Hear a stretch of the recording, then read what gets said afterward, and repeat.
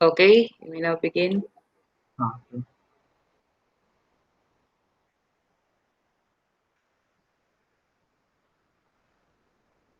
Okay, good afternoon, class. Good afternoon, sir. Okay, okay. Okay, how are you today? Doing fine, sir. Okay, thank you. Before we start, do you still remember what we have discussed last week? Anyone? About technical writing, sir. Technical writing. Another? Okay, thank you. Do you have any question about our topic last meeting? Wala po. Okay, thank you. Okay, before we start, I'm going to show you a picture.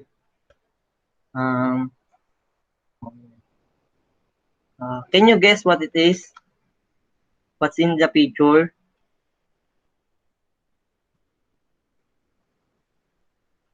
Di po kita, sir. Di kita. Wait po. Wait.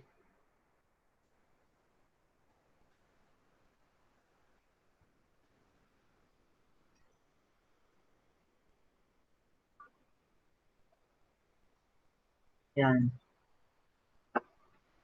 Hello. Hello, class.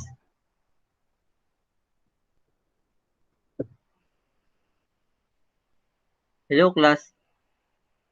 Hi, sir. Okay. Are you there? Did you see the picture? Yes, sir. Yes, sir. Can you guess what it is? What's in the picture? Oh, An icon of anyone? Yahoo Mail. Yes? An icon of Yahoo Mail, sir. Okay, Yahoo Mail. That's great. Okay, another one.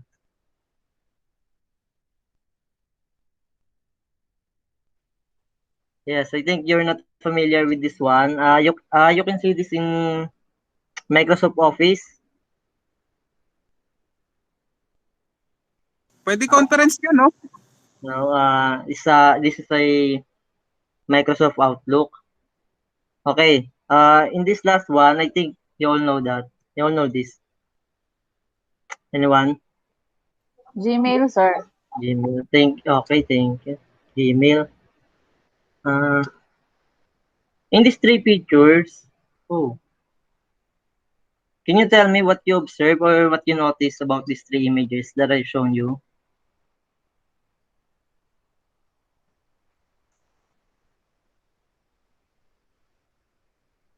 It's all about communication, sir. Through electric mail. Electric mail ba yun? Yes, electronic mail. Okay, Sir? very good. These are applications that can be used to email or to send a message from one person to another. I think all of you is familiar with this one, with this photos at especially in this Gmail. I think all of you is using this, right? Is there can I ask if there's someone who is still not using Gmail or email? Think no one. All right. All of you is using email. How and why are you using email? May I ask? Anyone? When we were sending a mail, sir. When we were sending letters. You're sending letters to who? Especially in this situation, this pandemic.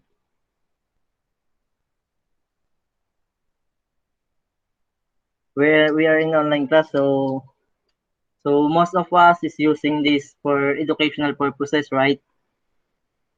Okay, let's start. Our topic is email. Okay, what is email? Please read, anyone, the first paragraph. Present this, anyone? Hin- Teacher Marvin, someone's raising their hands. Hindi ko makita eh. Okay, please. read the first.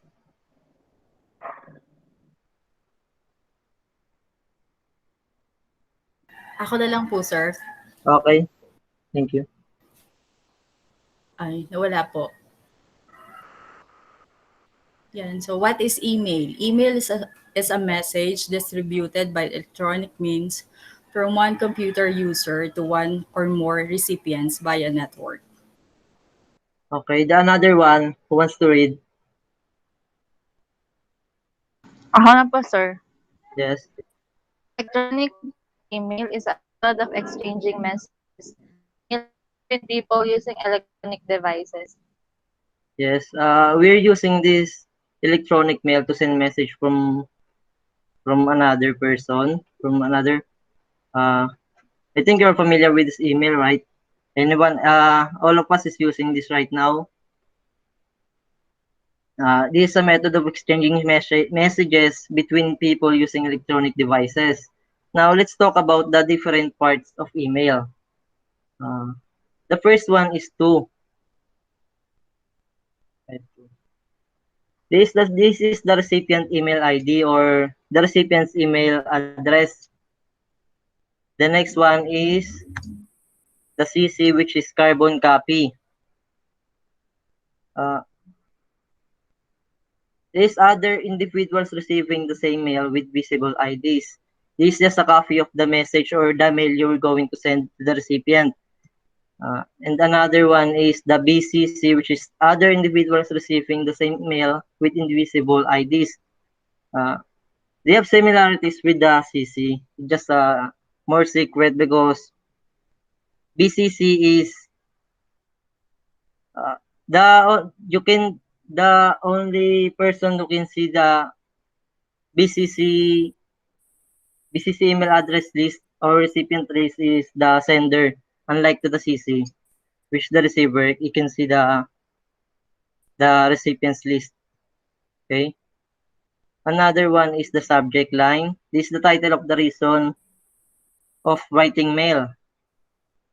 The next one is the salutation, which is the opening line of your email where you address the recipient directly, usually by name. For example, in salutation is dear, friends, like mom, sir. And the next one is the body, the main content of the email, the introduction, the matter in detail, and the conclusion. This is where you're going to put your message in the body. And the next one is the closing. Is the ending statement. The next one is the signature. Usually, it's a sender's name or another detail of contact. Okay. Let's proceed. Okay, meron pa. Attachments. This is where you attach files with emails. If you're going to send with photos or videos, this is the attachment with files in emails. And okay, let's move to the different types of email. We have three different types of email. These are informal email, semi-formal email, and formal email. Okay. Informal email. Anyone who wants to read? Ano po, sir? Yes, please. Informal email. An email written for friends, family members, or relatives. Use of polite, friendly, and casual words along with proper greetings and closings are some of the rules of the informal email. Example, suppose you have to write an email to your friend inviting him or her to your birthday party. All right.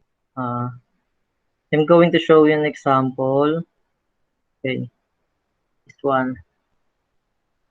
Alice24@gmail.com is the recipient, and she wrote a letter or email for her friends.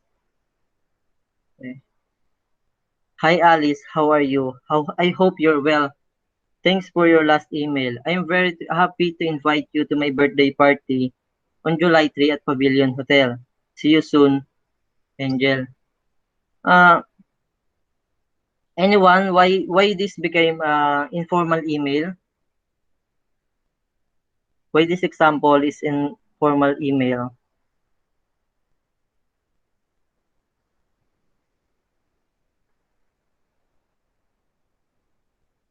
Okay, let's go back to the informal email. An email written for friends, family members, or relatives. Use of polite, friendly, and casual words along with proper greetings and closing are some of the rules of the informal email. Uh, in this example, she sent an email to her friends and they're very close, so you can see the mail, it's very informal, right? And then and it start with hi. Hi. In informal email, it always start with hi, hello, or like that. Or someone says the name. Okay, let's move to the semi-formal email. Anyone who wants to read? Ako po. Okay, please. Semi-formal email. An email written for any teammates or colleagues. You can use friendly language, but have to maintain the limit and the decency. The length, proper greetings, closing, and clarity are some of the rules of the semi-formal emails. Example, writing a letter to inform your classmates regarding intra-college quiz competition. Okay, thank you. Okay, here are the example of semi-formal email. The subject is the intra-college quiz competition. Anyone who wants to read the body of this email? Sir. Okay, thank you. Hello everyone. This is to inform you guys that an intra-college quiz competition is going to be held in our college on November 25 from 11:30 a.m. in Hall 1. Everyone is there for us to take part in the competition so that our department can win. For further queries, feel free to contact us. Thanks. ABC class representative. Okay, very good. Thank you. Okay, I'm going to ask a question. Who is the recipient of this email? Anyone? Who is the recipient or the receiver? Sir, Okay, please. the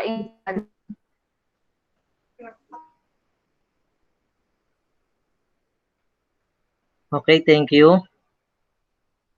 Uh, let's move to the formal email. Formal email is an email written for business communication or professional use.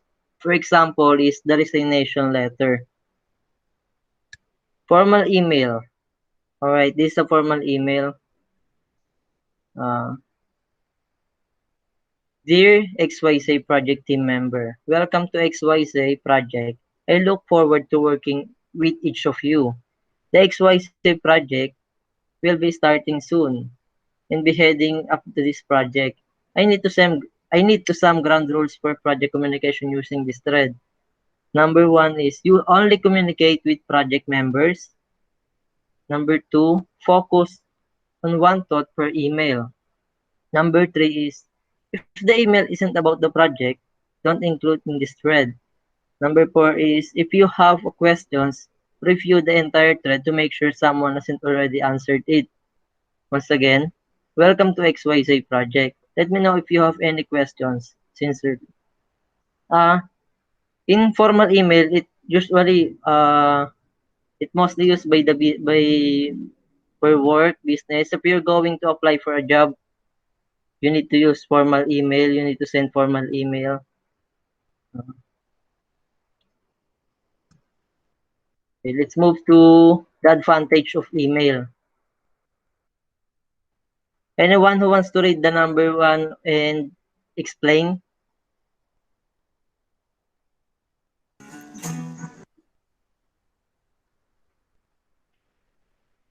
Anyone who wants to read? Sir, Oh, sir. sir, Sir, Okay, sir. please. sir. Advantage of email. It reaches the target reader fast. Yes, why it reaches the target reader fast? Because in just one click, sir, the mail is already I can be read by the reader or the recipient. Yes, very good. It reaches the target first because email is a real time, internet is a real time. So if you click a message, you can the recipients can receive it fast. Okay, another. Who wants to read, please?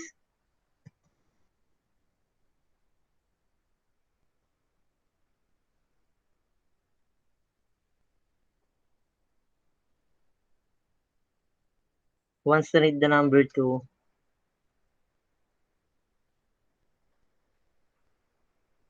Anyone?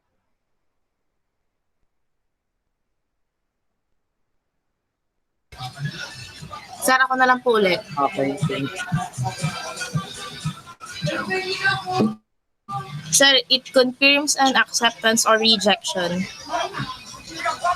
Can you explain why it confirms an acceptance or rejection?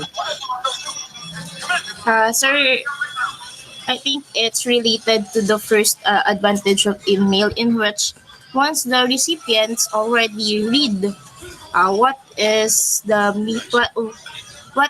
inside the letter or the message, then the reader, I mean the recipient will give back the give back the letter to acceptance or rejection. Yes, very good. Thank you po. Very good. The sender can see if the recipient is accept or the rejection, the feedback of the recipients. And the third one is it is less costly than letters and memos. Why? Anyone? Why is it less costly than letters and memos?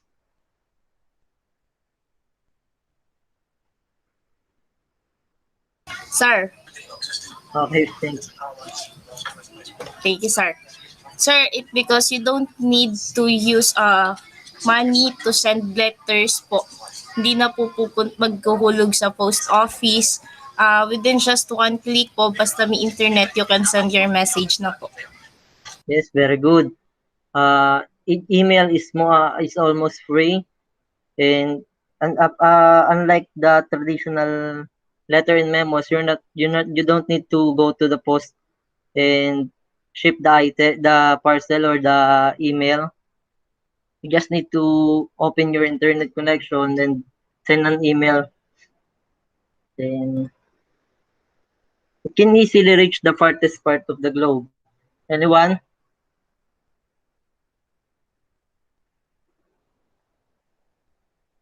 Why it can easily reach the farthest parts of the globe? Sir. Okay, please.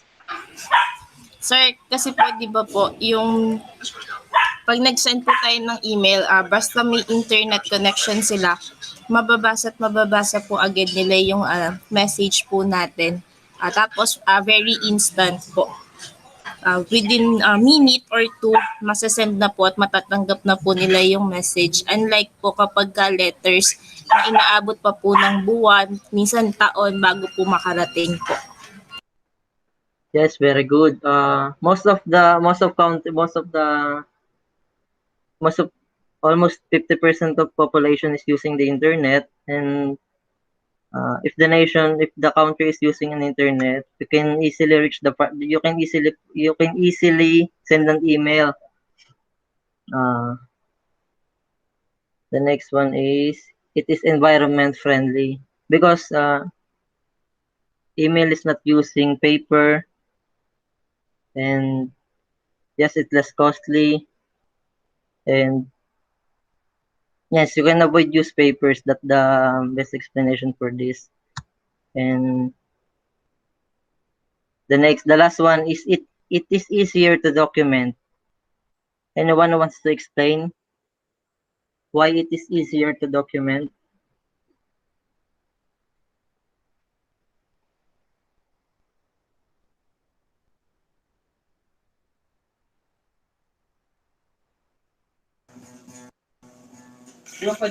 Sir, Yes? it easier to document because it was organized. When you browse your email and if you're expecting an email from friends or some stuff from colleagues, and by clicking the inbox, you can see the message from the specific person, colleagues, etc. Yes, very good. And you can also create a folder for the document and compile the file to save. So it can be easier to document. Okay, let's move to the disadvantage of email. The next one is, the first one is, who wants to read the first one?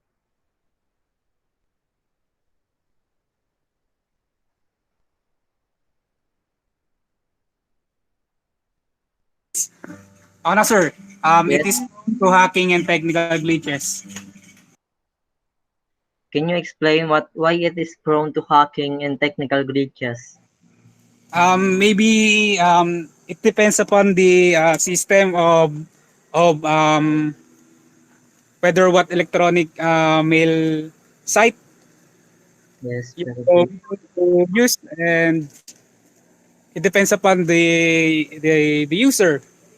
If someone is trying to hack your account, then they can, if they see how you type your um,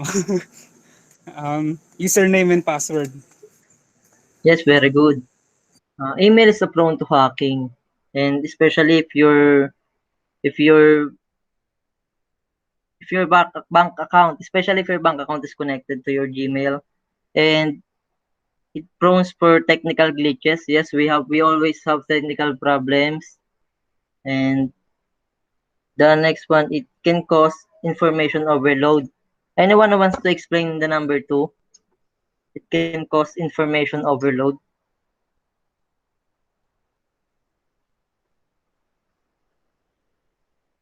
Sir, Yes, please. ano po, na-overload po yung message, hindi po nababasa agad yung mga incoming messages. Yes, thank you. Very good. You can in email you can receive simultaneous email from, so it can be overload, especially if your internet is, you're living in the Philippines, your internet is the lowest. Number three is can be used to transmit computer virus. This the prone. This is the disadvantage of email. It can be used to transmit computer virus. So if you open a link, or if you open or download an attachment file, I love you, virus, sir. yes, example is the I love you virus. It start from email, Yahoo, and there are a lot of virus in Gmail. So be careful when opening from someone you don't know. Okay, let's move to this last slide. Tips for email writing. Please read the number one. Anyone?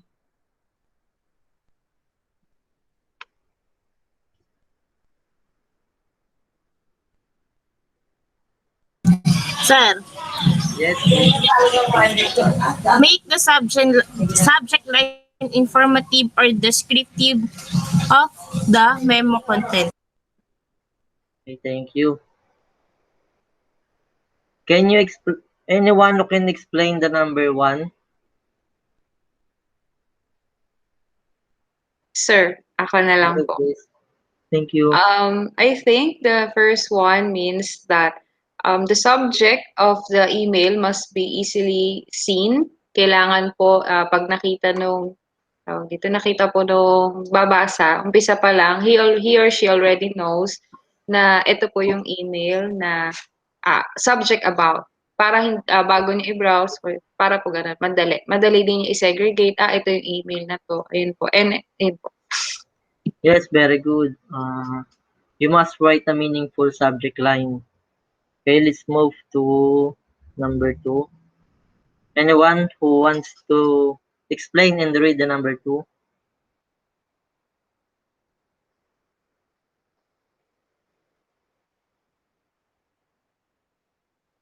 Sir, ako na po. Yes.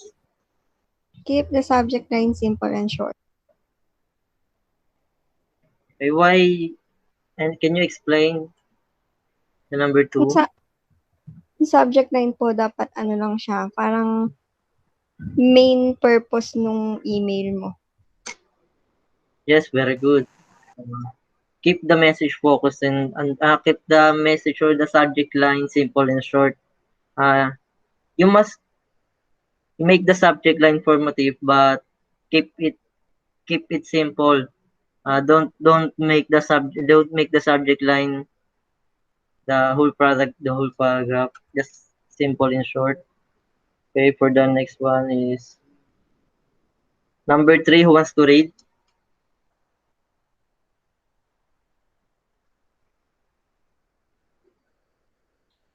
Sir, Yes, please. use same and email. Anyone who wants to explain the number 3?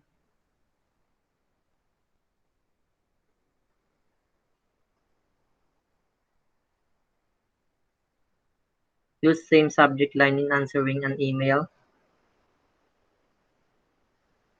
Okay, you must use the same subject line in answering an email because so the receiver will know where you reply, kung saan ka nag-reply sa email niya.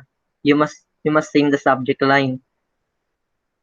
So let's move to number 4. Anyone who wants to read?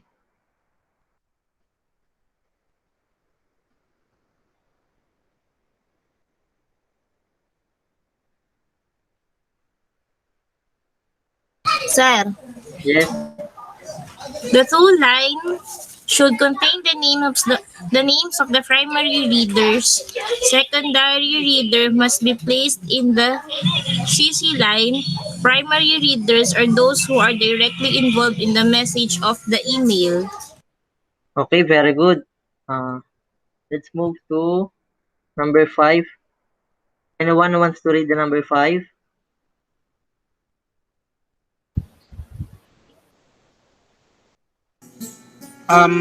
Ensure Yes. the correctness of the email address of the recipients. Of course, uh, we should um, double check the email address of our recipient so they can receive our message to them. Yes, very good. Because in using keyboard, you can mistype easily. So you must ensure the correctness of the email address of the recipients. Oh, okay, number 6. Anyone who wants to read?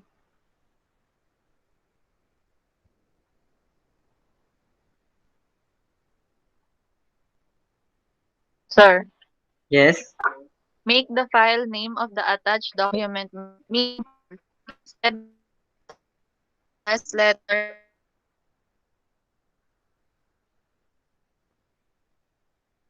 Okay, thank you. Make the file name attached document meaningful instead of using use request letter borrowed. If you're going to attach file to the email, you don't use the default name. At least, instead use the request letter borrowed.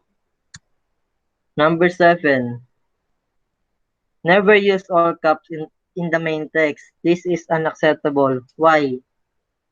Anyone who wants to explain why never use all caps in the main text?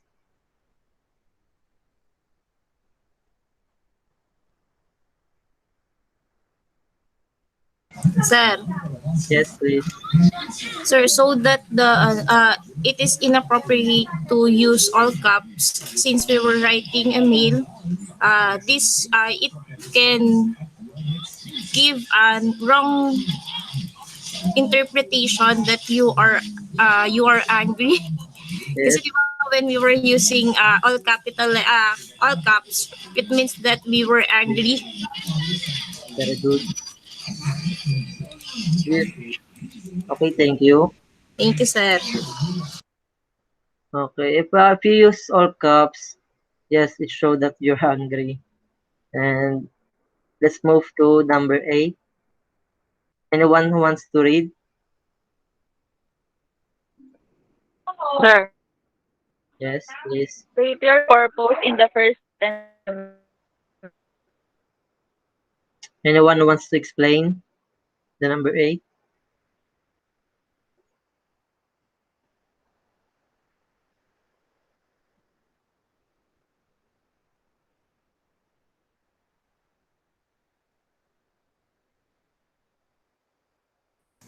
Hello, hello. Hello?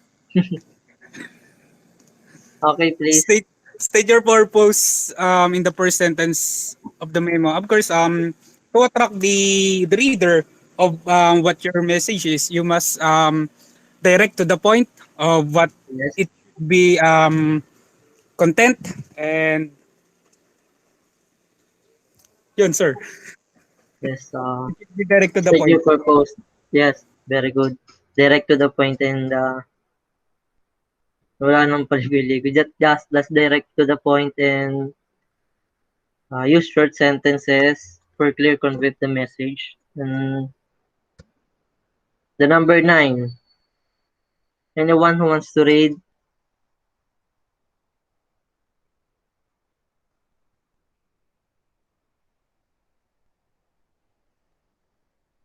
Who wants to read the number 9? Anyone?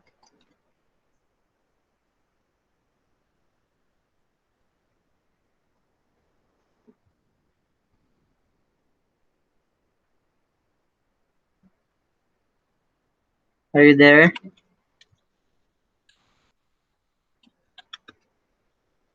Hello, class.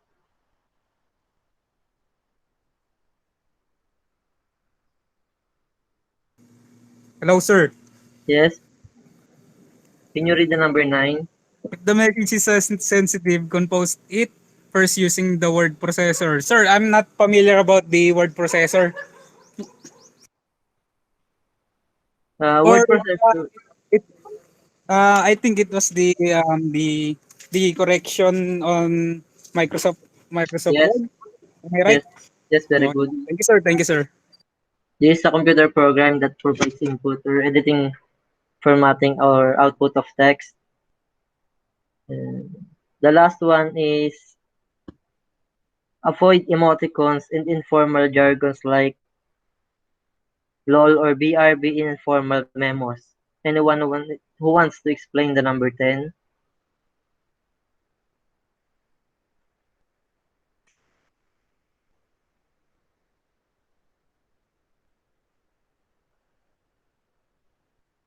Sir, Yes. LOL or BRB or informal jargons and emoticons are examples of informal in which in number 10 we were advised that if we were writing formal memo we should not use this because we were writing formal memo, sir. Yes, very good. You're writing formal. If you're going to write formal email, avoid using emoticons. Okay. Think that's it. Anyone who have a questions about our lesson? None. Okay, thank you. For your quiz, I'm going to send you a link in your Google Classroom. Thank you. Thank you, sir. Thank you. Thank you, sir. Thank you po. Thank you po.